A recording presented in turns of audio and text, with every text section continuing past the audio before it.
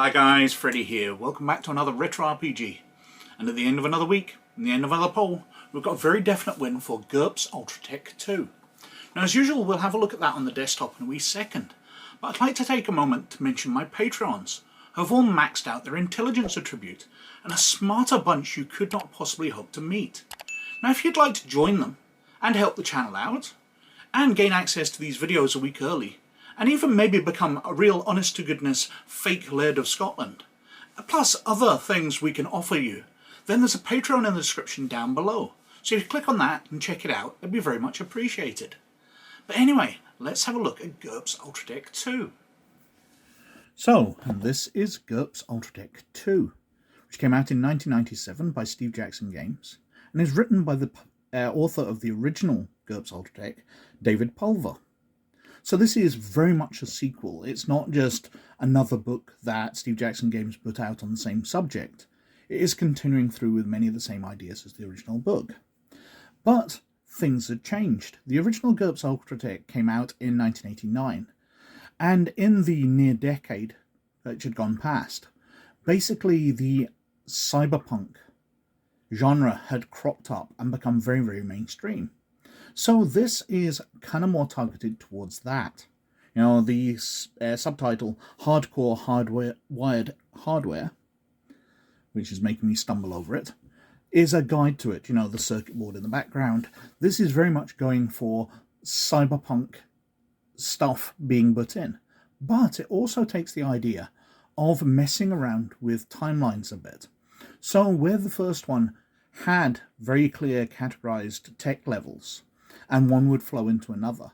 And yes, you could mess around with them a bit, you know, having higher tech available at lower tech levels as that world developed. This gives you far more of a guide into it. But let's have a look at the back cover. There's quite a lot of text here. Hardcore Hardware. GURPS Ultra-Tech 2 features 128 pages of new gadgets and technologies for use with GURPS Space, GURPS Supers, and GURPS Cyberpunk campaigns. Inside you'll find deadly new weapons, from Gatling carbines and Gauss shotguns to squirt pistols and killer nanomachines. Also included extra options for existing weapons, folding stocks, power cartridges, chemical lasers, electrothermal guns, and more. Cybernetics Redux. All the gadgets from GURPS Cyberpunk and a lot more, from eyestalk tentacles to intestinal recyclers to cranial guns and backup brains. Rules for implanting cybernetics in aliens and pets rules are included. A panoply of protection, clamshell cuirasses, transparent bioplas, alternative force screens, tailored armor, guardian nanomachines, and more. New computer systems, including data cloth, parallel computers, gestalt computers, and virtual realities. Exotic medicine, discover medical nanotechnology and the wonder of, and lots of new wonder drugs. Games Master Guidelines, instructions for alternative technology paths, ray gun control, and limiting powerful ultra-tech. And lots of other gadgets, dream nets, buzz fabrics, suitcase labs, nanofactories, new equipment covering mundane and exotic inventions from tech level 8 to tech level 16. First edition, published August 1997. GURPS Basic Set 3rd edition is required to use this GURPS campaign. Ultra-Tech and Compendium 1 are also recommended. The futuristic equipment described here can be adapted for any game system. So inside, well, GURPS Ultra-Tech, the original, was a bit sparse in its imagery. As many GURPS books tend to be, they are a bit text-heavy. But this one has lots more art in it. You know, inside, we're already 3 pages in, and every page has had a picture. And there's lots of it. The graphic design has definitely stepped up a stage in the decade or near decade between. I'm not sure I like these gradients behind panels, but they were very stylish in the 90s. They don't help you read it particularly. A simple background wash would have done better. But we've got things here, so we're going straight in with alternative technology. So, Cyberpunk, setting out how that's slightly different from the way technology tends to work in GURPS. Emergent super sciences, hard sciences, nanotech revolution, high biotech, and down the sides we've got talking about energy weapons, other weapons, nanotech, microtech versus nanotech, etc. Got retrotech, so things like Fallout, for example, where it's 1950s but in the future. Wealth and Ultra-Tech, Safe Tech. Gadget control. Now this is an interesting bit because basically it's talking about how you can allow the book without allowing everything in it. So you can stop your players from getting access to everything. Just declare it doesn't exist. Change how it works. Introduce countermeasures. Legality and expense. Retroactive measures. So you've introduced something and now you want to get rid of it. It talks through that, which is a problem because Games Masters, we do tend to allow players to do things and then we learn to regret that later on. But it's got a suggestion here. If you feel that monowire swords are too powerful, the PCs might see a news item that a psychopath used a monowire sword to kill 23 toddlers. A week or two later, pressure from outraged citizens and religious groups lead to the government making monowire blades illegal. The death penalty, assigning the death penalty for any crimes committed using them.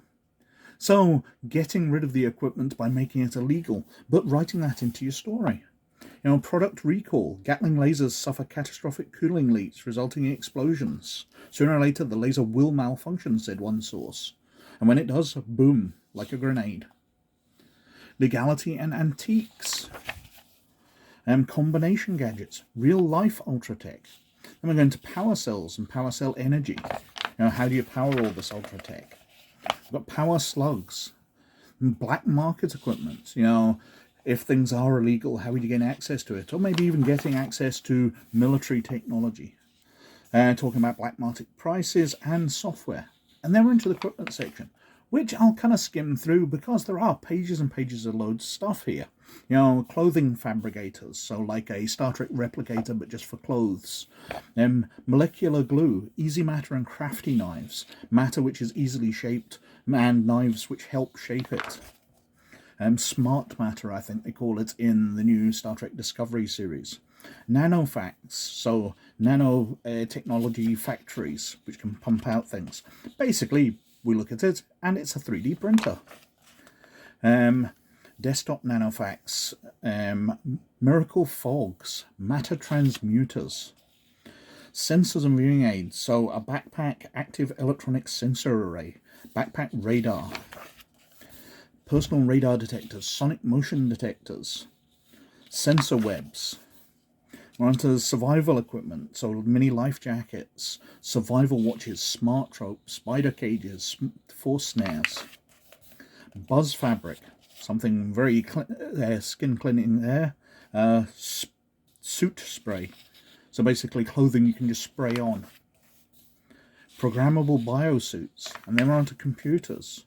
So it's giving ideas for ones just beyond the simple computers used in GURPS Ultra-Tech. So we've got Gestalt computers, tiny computers, optimized, service costs, virtual reality, full VR suits, neural interface VR programs. I'm not sure I quite like the way they've just pixelated that picture to make it look like it's in a computer game. It's obviously a nice piece of fantasy art they've just lowered the resolution of in some art program. Anyway, comms and info. So we've got data cables, biobeacons, IR remotes, laser communicators, laser retinal imaging, neural induction fields, mental translators, Sensi technologies, digital gun camera. It is quite remarkable how some of the things they see as high-tech in this book we've now stumbled into without really realising, digital cameras and the like. Then we're into the Armory section.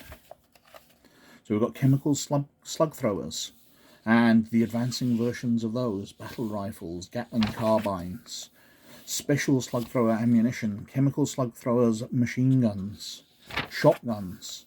Then we're on to Gauss weapons with Gauss bullets, the Gauss Dragon Slayer, different ammunition, other Gauss weapons, gyrox, so gyroscopically stabilized rockets, I believe that stands for. We've got lasers, needlers, rocket launchers, blasters, nauseators, so weapons which make people sick, gravity beamers, mind ripper technology, which sounds really cool, smart shuriken, zap gloves, grenades of different types, spray weapons, a bookmark I've put in for some reason, I wonder what I was interested on this page in particular. Probably some of the grenades.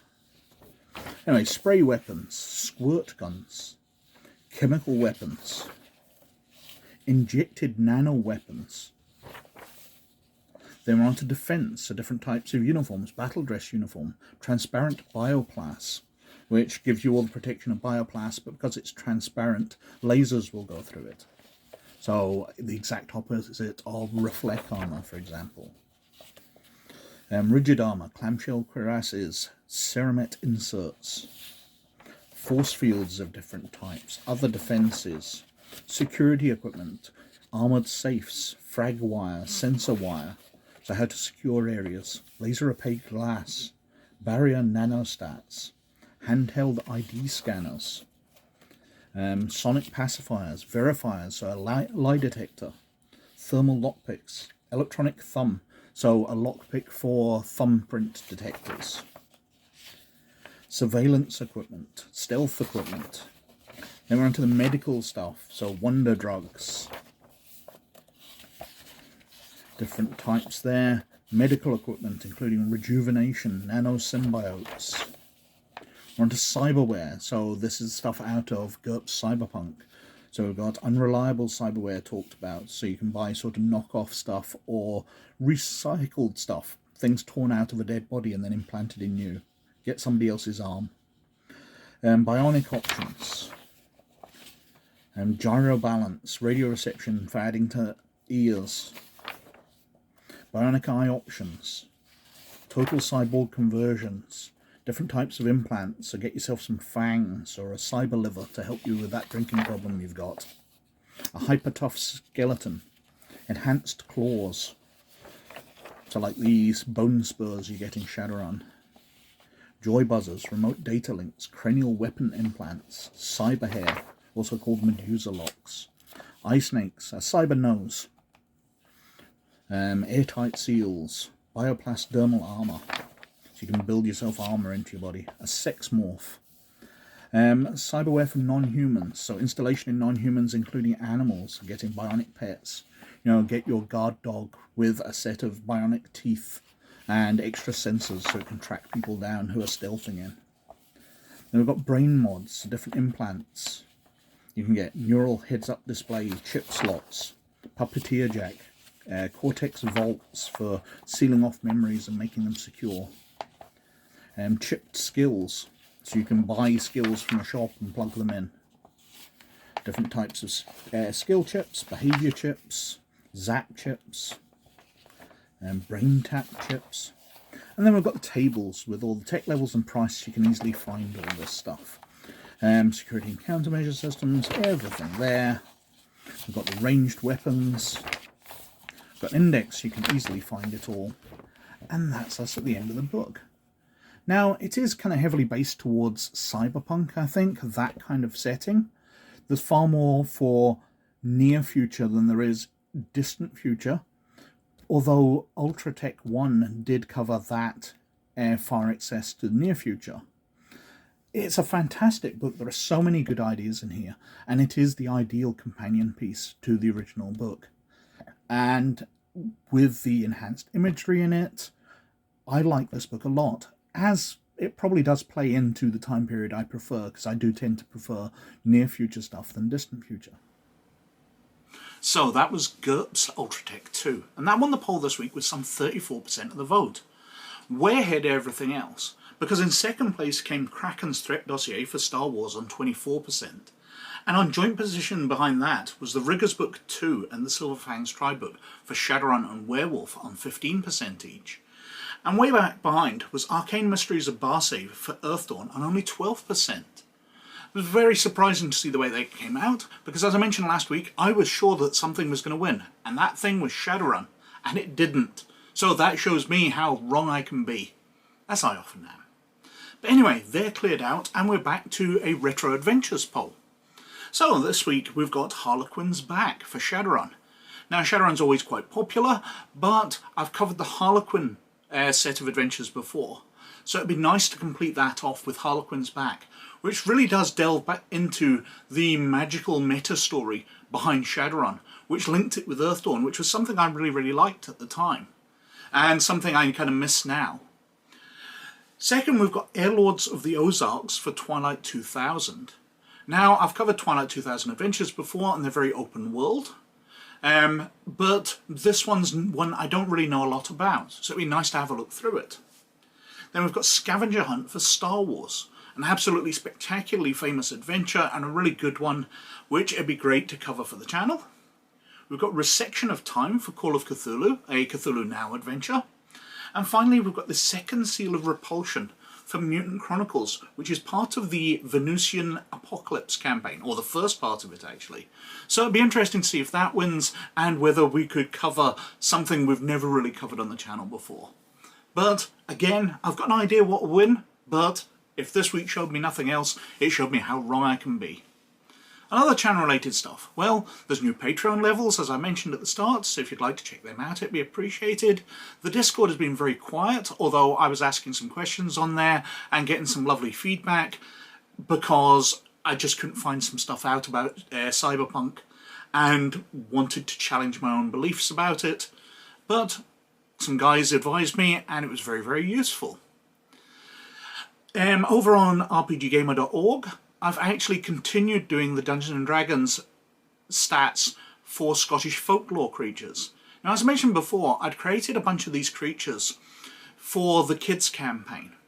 Way back before the pandemic, I was running a campaign at my community centre for a bunch of the local kids, and I wanted to give it a Scottish tone. So instead of using more traditional creatures, I created a bunch based on Scottish folklore, so I could use creatures from that. And I found them in a directory recently, and I thought there was about 28 of them. It turns out there's around about 35, so I'm still going. But I thought it'd be nice to do February and do one addition to the website every single day for a Scottish folklore creature. But we're into March, and I'm still continuing with them because there were more than I thought. But apart from that, there's the usual updates on that for Star Wars.